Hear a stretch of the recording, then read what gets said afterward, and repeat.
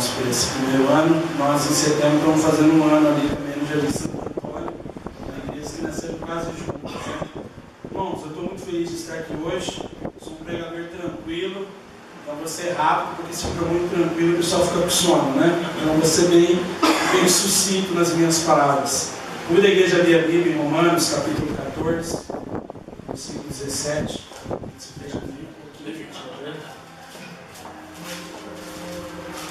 Romanos 14, versículo 17.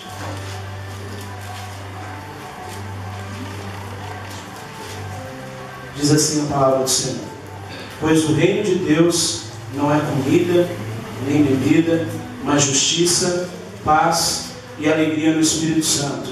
Aquele que assim serve a Cristo é agradável a Deus e aprovado pelos homens. Por isso, esforcemo-nos em promover tudo quanto conduz à paz e à edificação mútua. Só até aqui. Nós já louvamos ao Senhor, nós já oramos algumas vezes. Se puder você fechar seus olhos mais uma vez, fazer uma oração em breve e nós meditarmos um pouco na palavra do Senhor. Senhor Deus querido, nós queremos agradecer ao Senhor mais uma vez nessa noite, Pai, por esse privilégio de nós estarmos aqui reunidos, como já foi falado nessa noite, como igreja do Senhor, independente das placas que nós temos, ó Pai, em cada um dos salões. Nós estamos aqui reunidos, ó Pai, por causa do Teu reino e por causa do Teu nome, para nós te louvarmos e agradecer. Nós te agradecemos, ó Pai, por esse um ano, Deus querido, de igreja, restauração, ó Pai, neste lugar, Senhor. E eu sei, ó Pai, que grandes são os planos do Senhor na vida desse povo, como é na vida de cada um dos Seus filhos. A Tua palavra diz que em Ti nós faremos proezas. O Senhor é um Deus de coisas grandes, Pai, e eu creio que coisas grandes já estão acontecendo e coisas ainda maiores, ó Pai, virão acontecer neste lugar. Pai, muito obrigado por esse privilégio nessa noite, de nos reunirmos como igreja aqui. Que o Senhor venha falar conosco, ó Pai, através da Sua palavra neste momento, e que possamos sair para os nossos lares edificados, ó Pai, pelo poder da palavra do Senhor. É o que eu te peço nessa noite e te agradeço, ó Pai, no nome santo e eterno de Jesus. Amém. Queridos, eu não sou pregador de agitar o pessoal, até me assusto quando me chamam para festa, para aniversário. Eu sou um pregador tranquilo, mas eu nunca me viu pregar, então acho que por isso ele me chamou para pregar hoje. Ou porque de sexta-feira ele sabia que o pessoal ia escapar como ele falou: vamos chamar o Jorge para sexta-feira. Brincadeiras à parte, irmãos, eu gostaria de meditar com os queridos em Romanos 14 e falar um pouquinho sobre o reino de Deus. Já foi falado nessa noite, nós estamos reunidos aqui, alguns um pouco mais rock and roll, outros falaram que não era, mas eu vi que é tão rock and roll quanto, e todos nós estamos juntos para celebrar e glorificar a Deus. Bom, falamos um pouco a respeito do reino desse Deus. Paulo, escrevendo aos Romanos, diz que o reino de Deus, ele não é comida, nem bebida, mas justiça, paz e alegria. Eu quero falar rapidinho sobre isso com você, para nós nos alimentarmos um pouco nessa palavra. O reino de Deus não é comida e nem bebida. É interessante a gente entender o contexto, quando Paulo está escrevendo para a igreja em Roma, que era uma igreja relativamente nova, e o pessoal estava discutindo, tendo divisões na igreja por causa de coisas que podiam ou não podiam ser feitas, coisas que podiam ou não podiam comer. Como nós sabemos, o judeu, eles tinham uma dieta bem específica, por causa da lei, por causa daquilo que Deus havia dado para eles. Então havia tipos de alimento que o judeu não poderia comer. E estava havendo essa discussão na igreja, que os judeus estavam se convertendo. Então alguns achavam que não podia comer carne, que não podia beber vinho. E quando Paulo começa a escrever, ele vai dizer que na verdade o reino de Deus não tinha a ver com essas coisas. Infelizmente, muitos de nós, ou muitas igrejas ainda acham que o reino de Deus tem a ver com isso. Eu particularmente sou um pouco mais reservado. Mas o reino de Deus não tem a ver com vinho. Eu não vim, por exemplo, na igreja com um boné na cabeça, ou com uma bermuda, ou tantas outras coisas que nós nos preocupamos. Na igreja, quando nós começamos, eu tive que criar um espaço no grupo da igreja para falar sobre pode ou não pode, por causa de um monte de paranoia que nós temos na nossa cabeça. Eu vim de uma igreja tradicional, passei por uma igreja pentecostal, estou hoje pastor da igreja Casa do Pai, que eu ainda não sei se é tradicional ou pentecostal, mas estamos lá. Mas nós vimos com um monte de conceitos na nossa cabeça e ficamos discutindo e brigando com o outro que pensa diferente de nós, porque nós achamos que o reino são essas coisas. Eu sei que o Wesley passou as mesmas coisas que eu posso ouvir esse tipo de música, eu posso fazer uma tatuagem, eu posso não sei o que. São tantos possos e não posso. É tantas coisas que nós nos preocupamos em saber se pode ou não, se é certo ou não, se é errado ou não. E Paulo está dizendo para ele, olha, isso não é o reino de Deus. Comida e bebida não é o reino. Ele está falando o seguinte, o material, as coisas materiais não são o reino. As tradições não são o reino. O pode ou não pode não são o reino. Eu bato palma ou não bato? Às vezes eu vou à igreja, tenho um problema. Porque eu sou bater palma, eu bato e a minha esposa já olha para mim e fala, mano, aqui não. Eu quero pular, mas será que eu posso? Não, aqui eu não posso. São tantas coisinhas e dizendo, isso não tem a ver. Nós achamos que tem. Com o meu reino, ainda mais que o pastor a gente acha que é nosso. Com o meu reino tem. Na minha igreja não. O reino de Deus, ele está dizendo, não é comida. O reino de Deus não é bebida. E em segundo está escrito em Lucas 17, 21, o reino está dentro de cada um de nós. Aleluia! Isso aqui não é o reino. Isso aqui não é o reino. Não é o reino. Ele está dentro de cada um de nós. Nós estamos tão preocupados com essas coisinhas. E ele diz assim, isso não é o reino. Você não entendeu nada. Não são essas coisas. Eu não estou pregando para levar uma vida libertina e fazer tudo que der na telha. Não é isso que eu estou falando. Nós ainda estamos preocupados com essas coisas. Eu me assusto quando vejo o choque de algumas pessoas em relação a isso. E ele começa escrevendo para essa igreja, porque o que estava acontecendo é que aqueles que tinham tantos não pode, não posso fazer, estavam criticando aqueles que tinham mais liberdade e faziam essas coisas. E ele vai dizer, olha, se você faz, faça por fé, porque se você não tiver fé, você está pecando. O reino de Deus não é comida, o reino de Deus não é bebida. E para o judeu isso era um problema, porque ele tinha pelo menos 613 preceitos para serem observados todos os dias da sua vida. Todos. 248 preceitos que eram, você tem que fazer, você tem que fazer, você tem que fazer. Eles acreditavam que esses números, 248, tinham a ver com a quantidade de ossos do corpo. Então é como se cada osso do corpo dele tivesse que fazer algo para Deus. E 365 não pode. Isso estava na lei do judeu. Então eles acreditavam que todos os dias do ano, Deus está dizendo, você não pode. Você não pode. Então, para os judeus isso era um impacto muito grande. Como ele fala, não, essas coisas não têm a ver com o reino. Vocês não entenderam a dimensão de reino. E aí Paulo começa então, escrevendo para essa igreja, e ele vai dizer então, o que é o reino. Eu quero meditar com você sobre isso. O que é o reino de Deus? Paulo diz, olha, o reino de Deus é justiça. E eu vou confessar uma coisa, eu sou muito de fazer isso, eu não faço no mesmo lugar, mas eu estou pregando a mensagem que eu preguei ontem na minha igreja. Eu fiquei meditando desde a semana passada que eu vou pregar, vai ser o teste, né? Depois eu prego lá no exame. O reino de Deus é justiça. É interessante a gente pensar, irmãos, que a justiça do reino de Deus não é o tipo de justiça que nós estamos acostumados. Fala-se muito hoje de cultura do reino. E a gente tem um problema que a nossa cultura e o reino de onde a gente veio, segundo as Colossenses, nós fomos transportados do império das trevas para o reino do Filho do seu amor. Então nós nascemos, mas eu nunca tinha pensado nisso, mesmo você que nasceu num lar cristão, se é que isso existe, você nasceu no império das trevas. E só foi transportado para o reino de Jesus, o reino do Filho do seu amor, no dia que você entregou a sua vida a Ele. Então nós fomos transportados para o novo reino. E eu estava comentando com os irmãos ontem na igreja que isso é difícil demais. Você viu uma pessoa que morou a vida inteira em um lugar e ele muda para um outro país? A cultura é diferente, a língua é diferente, o alimento é diferente, as músicas são diferentes, é tudo diferente. Então é um impacto muito grande. Há missionários aos montões, voltando todo ano para o Brasil e para os seus países que nasceram, porque eles não suportam o impacto daquela outra cultura. É um choque.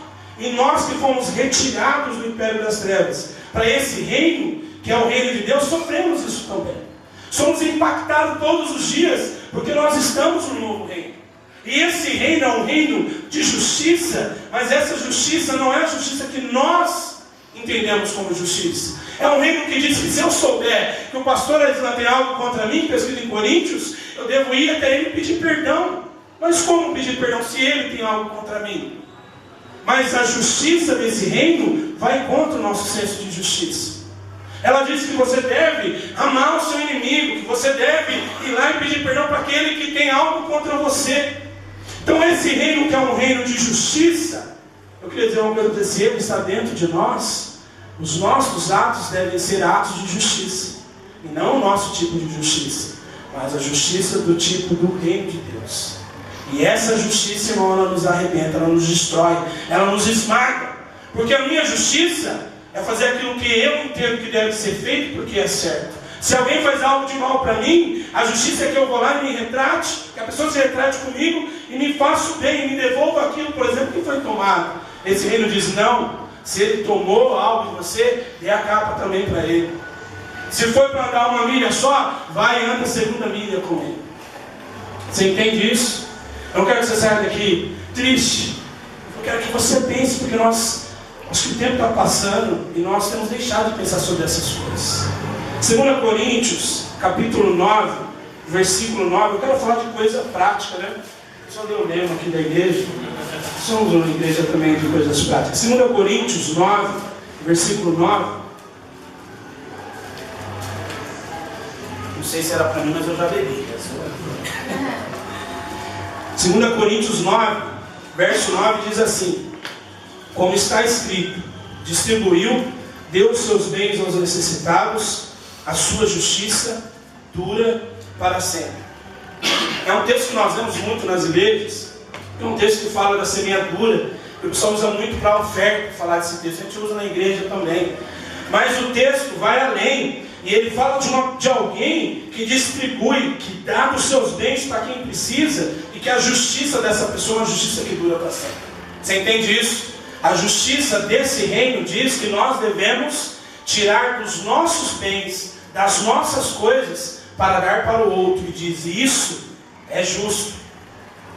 É esse tipo de justiça que a palavra de Deus está dizendo que nós devemos ter.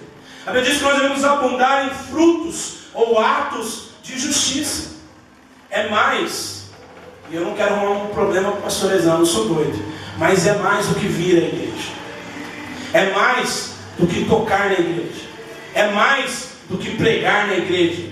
É mais do que tantas coisas que nós fazemos na igreja. Tem a ver com atos de justiça que Deus nos ensina, por exemplo, como estender a mão para quem está precisando lá fora. Ou talvez para quem está precisando aí do seu lado e você nem sabe disso. O reino de Deus é um reino de justiça, mas o reino de Deus, diz Paulo, também é um reino de paz.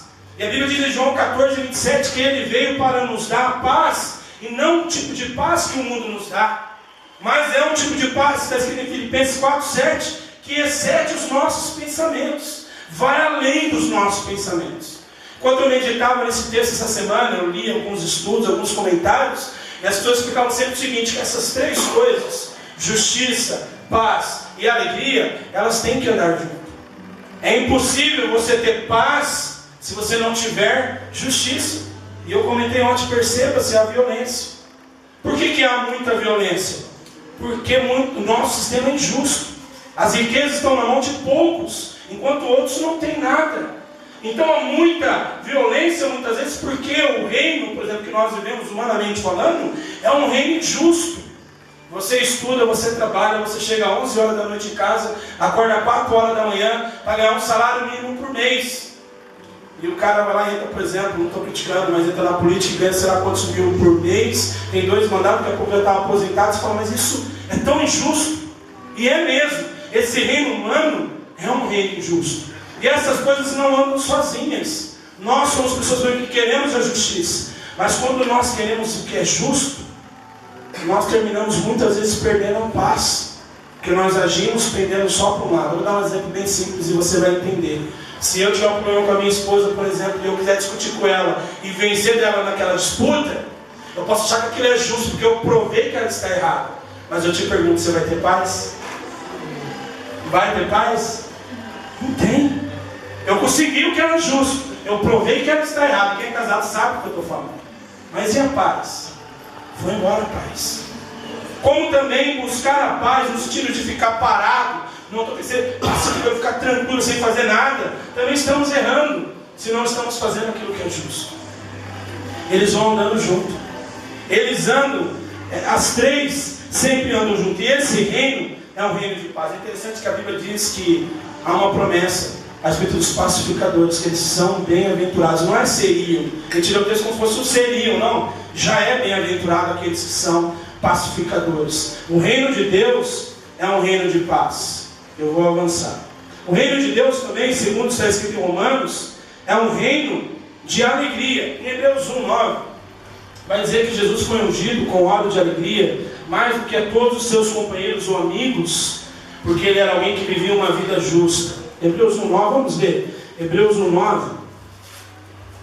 Se você quiser anotar e depois você lê também na sua casa, Hebreus 1:9 vai dizer exatamente assim: amas a justiça e odeias a iniquidade. Por isso Deus, o teu Deus, escolheu-te entre os teus companheiros, ungindo-te com óleo de alegria. Observa que vão andando junto.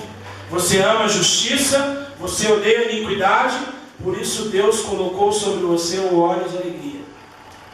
Você entende? Olha só, o raciocínio que o autor de Hebreus, que a gente não sabe quem é, ninguém sabe quem escreveu Hebreus, mas sabe que foi direcionado pelo Espírito de Deus. Mas olha só o raciocínio dele. Se você leva uma vida justa, se você leva uma vida fugindo daquilo que é errado, muitas vezes você vai receber alegria. Ou seja, muitas vezes nós não temos alegria exatamente porque vivemos vidas que são injustas, ou vivemos uma vida cheia de pecado, e ele rouba de nós a alegria. A Bíblia vai dizer em Filipenses 4:4 que nós devemos nos alegrar no Senhor. Em João 15, versículo 11 diz que as palavras dele são fonte de alegria para nós, que ele escreveu aquilo e disse aquilo para que nós nos alegrássemos. Deixa eu te fazer uma pergunta, eu já estou ensinando. Qual é a fonte da nossa alegria? Qual é a fonte da sua alegria? Você já pensou nisso? Tem um autor americano, um pregador americano que eu gosto muito, que ele fala assim que o entretenimento é o substituto diabólico da alegria. Observe que cada vez mais, mas até brincou, hoje eu brinquei, eu excluí um monte de gente que fez, depois achei que tinha feito tudo errado também, por causa desse negócio de Pokémon GO, mas não é só isso não. É tantas coisas que nós temos para nos divertir, para nos ocuparmos, para brincarmos, para nos distrair, porque você chega em casa, hoje está falando com um amigo sobre isso. O menino trabalha comigo, é cristão também, ele falou assim, quando eu estou nervoso, eu chego em casa, acho que é Call of Duty o nome do jogo, é um jogo de tiro, quem joga aí sabe o que eu estou falando. E eu falo, você fala para a mulher, não quero nem conversa, hoje eu preciso matar alguém. Eu falei, louco, cara. Eu falei, eu vou pro quarto, eu pego o videogame e eu mato um monte. E aquilo me desestressa, ele falou, aquilo me alivia. Eu sei que nós temos escape, um vai pescar, o outro vai tocar, pega a bateria e parte para arrebentar a bateria no meio. Nós temos meio de extravasar. Nós procuramos meio de extravasar. Mas esse autor fala algo que é interessante, que cada vez mais nós estamos ocupados em fazer coisas, o mundo faz isso, a igreja às vezes faz junto, apenas para entreter. Vamos fazer um negócio diferente. A gente tem problema que quem está pastoreando a igreja, a gente fica pensando tantas coisas. Mas eu quero dizer uma coisa para você. Eu creio muito na palavra desse pastor. O entretenimento é legal, é bacana, mas muitas vezes é o substituto diabólico da alegria. Porque as pessoas não têm alegria, porque a alegria vem da palavra de Deus, e falta-lhes a palavra de Deus, que muitas vezes elas só recebem no culto, na igreja, porque durante a semana não conseguem vivenciar um relacionamento com ela, e nós damos para elas entretenimento, em vez de dar para elas a palavra que lhes produzirá alegria. Você entende isso? Isso é muito sério, eu sei o que eu estou falando. Isso é muito sério. Nós temos que tomar cuidado com isso, porque senão nós estamos entretendo, em vez de levá-los a experimentar a verdadeira alegria que só nasce de um relacionamento com Deus. Ele diz que o reino é justiça, é paz e alegria no Espírito Santo. No Espírito. É impossível vivenciarmos essa justiça do reino, essa paz do reino que excede toda forma de pensar, e essa alegria do reino sem esse Espírito. Você pode ter tudo. Você pode ter igreja, ministério e tantas outras coisas. Você pode ser o queridinho do pastor Ezan aqui, se tiver algum, mas não adianta. Isso não convence, isso não ganha Deus. Você pode ganhar todos, irmãos, mas você não consegue ganhar. Ele quer dar para nós esse tipo de alegria. E esse tipo de alegria, vou dizer uma coisa para você, faz com que todas as outras percam o sentido. Eu sempre falei isso, eu posso falar. Eu sou uma pessoa que mas não, a gente caminhou um pouco junto aí no começo da caminhada, e eu não experimentei bebida, eu não experimentei drogas. Eu só conheci uma mulher na minha vida que é a minha esposa, mesmo tendo conhecido a Cristo com uns 14 anos de idade. Mas eu creio, eu sempre falo isso para todo mundo, que eu creio que isso é verdade. Não tem droga, não tem bebida, não tem festa, não tem sexo, não tem nada nesse mundo que se compare com a alegria de estar na presença de Deus. Eu creio nisso verdadeiramente. Como eu creio nisso. Você pode até achar, não, você está sendo carente, isso é besteira, isso não tem nada a ver, eu não vim aqui para escutar isso, não quero dizer coisa para você. Todo tipo de alegria que você já experimentou não se compara com a alegria de ser tocado pelo Espírito Santo de Deus. É algo indizível, não consigo achar outro termo.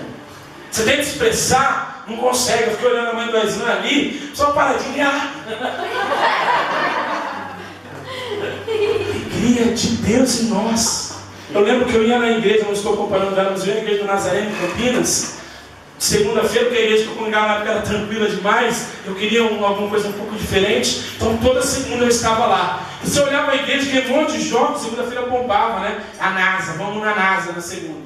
Mas ia tudo para lá, fugir das igrejas para poder ir para a NASA lá. E juntava aquele monte de jovens, 3 mil, 5 mil jovens, mas tinha coisas que sempre me impactaram. Eu olhava para uma senhorinha que sentava na primeira fileira do banco, que eu ainda lembro, porque aquilo me assustava. Ela tinha o cabelo pintado de roxo. E eu olhava aquela senhorinha de 60 para 70 anos, com o cabelo pintado de roxo, e todo mundo tranquilo, e ela ficava quase o louvor inteiro, pulando, levantando a mão, celebrando. E eu ficava olhando e falei, essa mulher é doida, cara. Eu vim de uma igreja que não tinha, que a gente não cultuava dessa forma, eu ficava olhando, o que ela tem? Que loucura, essa mulher não para. Começa o culto, ela vai até o fim do culto pulando, que nem uma doida no culto, parece uma pipoca. Mas é algo que está dentro de nós. A alegria verdadeira que a gente não consegue se conter. Quer ver? Você até tenta segurar, mas você não consegue. Você se derrama em lágrimas, você levanta as mãos, você chora, você se alegra, e o mundo está caindo ao seu redor, como eu já vivi. Problema de saúde, desemprego, roubaram meu carro, e o pessoal na igreja ainda me perseguindo. Mas quando chegava ali, que às vezes fechava os olhos para louvar, eu não lembrava de mais nada. Você entende? Você já viveu isso, tenho certeza que já viveu momentos assim. É esse tipo de alegria que Paulo está falando, é esse tipo de paz que Paulo está falando, e esse tipo de justiça, paz e alegria tem que aparecer em nós. Eu agradeço a Deus, eu comentei ontem, vou falar aqui também, semana passada, no sábado, eu estava na minha casa, eu moro quase do lado da igreja aqui, por isso que eu cheguei antes da pastora, ali na esquina aqui, a segunda casa, cheguei antes. E semana passada eu estava em casa, no sábado, minha esposa estava com problema de saúde, então eu estava em casa também.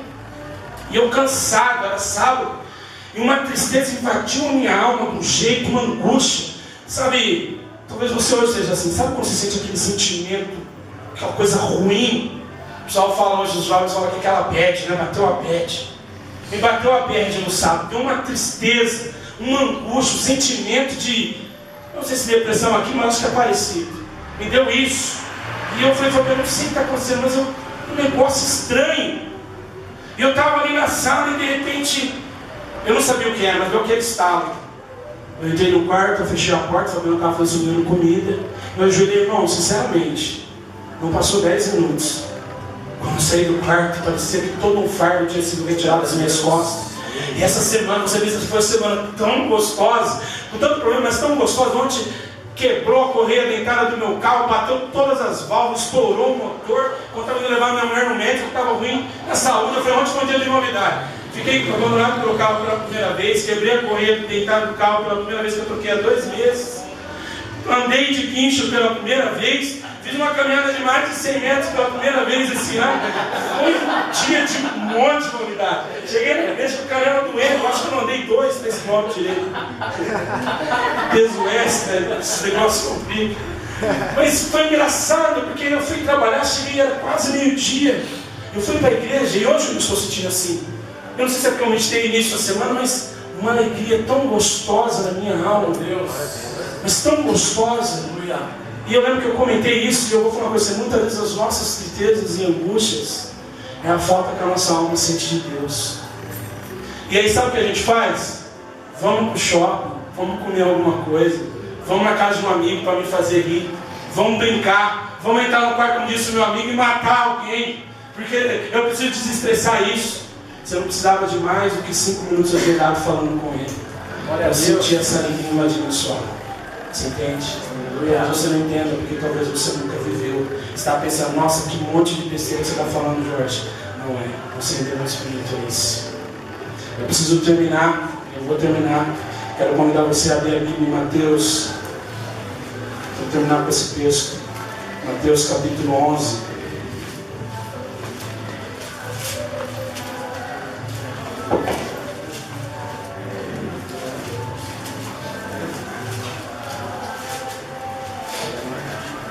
Mateus capítulo 11. Apenas o versículo de número 12. Desde os dias de João Batista até agora, o reino dos céus é tomado à força. E os que usam de força se apoderam dele. A palavra no original, em grego, não manjo nada de grego, mas dá a ideia de perseverança, determinação, insistência. Apesar de nós estarmos inseridos no reino, é interessante que a Bíblia também diz que esse reino habita ou está dentro de nós, mas ao mesmo tempo ela diz que para tomar posse desse reino nós precisamos de esforço. E é aqui que a maioria de nós falamos, porque nós sabemos já o que temos que fazer. Você sabe, você escuta, e o pessoal prega, ensina, você canta as canções, nós já sabemos, mas o que termina muitas vezes acontecendo conosco é que nós escutamos hoje, e às vezes ao sair daqui, nós seremos confrontados com aquilo que nós ouvimos, e nós não nos esforçamos para tomarmos parte nesse reino. Essa semana eu vi um vídeo, talvez alguns aqui tenham visto, ontem na igreja só uma pessoa viu. Mas essa semana eu vi um vídeo, eu não manjo nada de pescaria, tá? Mas era um peixinho desse tamanho, assim, parecia um lambari. E ele estava numa terra, num lugar assim que era plano, não sei se alguém viu esse vídeo, alguém viu? Tem um aqui também que viu. E ele estava num lugar, parecendo um lugar plano, e esse peixinho começou a se debater, e foi. Ele andou, eu acho que não dava 1 metro que ele andou, né? Ele foi se debatendo. E aí, cheio de terra no corpo dele, e ele parou e mexia o corpo, as guerras dele ali, os troncos, sabe como chama aquilo? Parecia que estava cansado. E aí ele se esforçou mais um pouco, foi mais um pouco, e aí ele chegou num monte de mato, e ele parou num pedacinho de mato, tão minúsculo. E aí ele volta e se esforça mais um pouco, e ele para num barranco, e aí você olha e você vê a água lá embaixo, e eu comentei que é a verdade, eu já estava cansado e sem fôlego. De ver aquele bicho que vive na água, fora da água, lutando para retornar. E aí naquele barranco ele desce, e ele cai na água e ele vai embora, você não vê mais o peixe. Ele sabe, a gente ao longo dessa caminhada, cristão, ao longo dessa caminhada que nós temos com Cristo, muitas vezes nós estamos exatamente naquela condição, parece que nós somos retirados dessas águas e somos colocados em lugares estranhos, onde os sentimentos, os pensamentos são ruins, e nós muitas vezes nos entregamos. Eu quero dizer uma coisa para você: vai se debatendo, vai com fôlego ou sem fôlego, vai com pedras pelo caminho ou sem, com alguma coisa diante de ter, como havia aqueles matos ou não, mas querido, em nome de Jesus, volte para as águas, volte para o lugar que é o seu lugar. Tem um ministério no Brasil agora que eles estão com um projeto que chama de Volta ao Éden. Eu achei tão interessante essa frase, esse nome. Muitos de nós estamos longe das águas que nós deveríamos estar. Estamos longe desse reino. Eu queria dizer uma coisa para você, do jeito que for, meu irmão, volte. Em nome de Jesus, volte. Fora dele você vai morrer. Você pode se debater um pouco, mas você vai morrer. Mas em nome de Jesus, se esforce e volte para esse reino. Posso orar por você? Feche seus olhos. Fique à vontade. Senhor Deus querido, eu quero te agradecer nessa noite, Senhor. Te agradecer por nós estarmos aqui, ó Deus querido, neste lugar. Te agradecer por nós nessa noite já termos tido a oportunidade de te louvar e te adorar e erguer as nossas mãos na sua presença, Senhor. E dizer, ó Pai, sobre a sua santidade, sobre como é gostoso estar na sua presença. Muitos de nós cantamos, mas nem entendemos que cantamos nessa noite, que é aquele que esteve uma vez no Santo dos Santos não consegue mais viver em outro lugar. Senhor, eu quero pedir ao Senhor que aqueles que ainda não experimentaram essa verdade, não experimentaram as delícias do Teu reino, que eles consigam a partir de hoje, que eles sejam inseridos nesse reino e comecem a vivenciar, ó Pai, um relacionamento real e profundo contigo. Eu estou falando de algo além da religião, algo além do posso ou não posso, algo além do devo ou não devo fazer. Eu estou falando de algo mais do que isso. Eu estou falando daqueles momentos que às vezes estamos na nossa casa e sentimos algo que nem dentro da igreja nós sentimos. É a sua presença. Como naqueles dias que estamos dirigindo o nosso carro e indo tão nervoso, tão agitado para o nosso trabalho, e de repente sentimos algo invadindo, ó Pai, os nossos carros. E quantas vezes eu experimentei isso, as lágrimas descendo pelo rosto, e quem sabe quem passa ao lado acha que a gente está ficando louco, mas não é, é a sua presença. E como a sua presença é gostosa, Senhor. Pai, em nome de Jesus Cristo, que o Senhor nos ajude a vivermos a experiência do Teu reino, a vivermos esse reino de justiça, esse reino de paz, esse reino de alegria, e que o Senhor nos ajude a cada dia nos esforçarmos para tomarmos a nossa parte no Teu reino. É o que nós te pedimos nessa noite. Eu te peço, Pai, e te agradeço, em nome santo e eterno de Jesus. Amém. Queridos, que Deus abençoe a vida de cada um.